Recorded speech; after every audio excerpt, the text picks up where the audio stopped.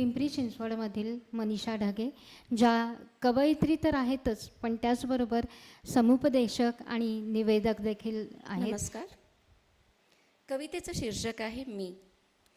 मी म्हणजे आरशात दिसणारं प्रतिबिंब नाही. मी म्हणजे आरशात दिसणारं प्रतिबिंब नाही. मी म्हणजे आत दडलेलं संपूर्ण विश्व आहे. मी म्हणजे आत दडलेलं संपूर्ण विश्व आहे.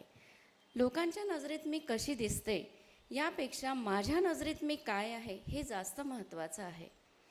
मी चुकले, मी पडले, मी रडले, पण प्रत्येक वेळी स्वतःच्याच खांद्यावर डोकं ठेवून पुन्हा उभी राहिले. कारण मला माहिती आहे माझी मीच सगळ्यात मोठी साथीदार आहे. कारण माझी मीच सगळ्यात मोठी साथीदार आहे. कोणी कौतुक केलं तर हुरळून जात नाही, कोणी नावं ठेवली तर खचूनही जात नाही.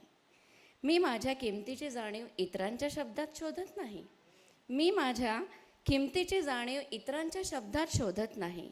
मी परिपूर्ण नाही आणि मला परिपूर्ण व्हायचंही नाही. माझ्या चुका, माझे व्रण, माझे अपयश हेच मला मी बनवतात. हेच मला मी बनवतात.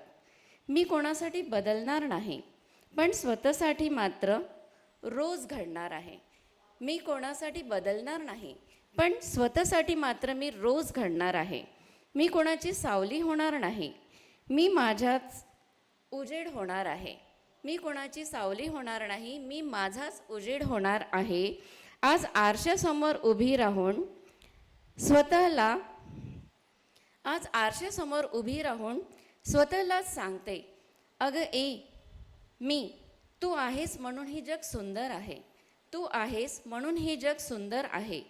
तू लढतेस म्हणून तुझी गोष्ट प्रेरणा आहे. तू लढतेस म्हणून तुझी गोष्ट प्रेरणा आहे. तू आहेस आणि फक्त हेच पुरेसं आहे. तू आहेस आणि फक्त हेच पुरेसं आहे. कारण शेवटी लोक येतील, लोक जातील, पण मी मात्र माझ्यासोबत शेवटच्या श्वासापर्यंत राहणार आहे. पण मी मात्र माझ्यासोबत शेवटच्या श्वासापर्यंत राहणार आहे. शेवटच्या श्वासापर्यंत राहणार आहे. शेवटच्या श्वासापर्यंत राहणार आहे. धन्यवाद.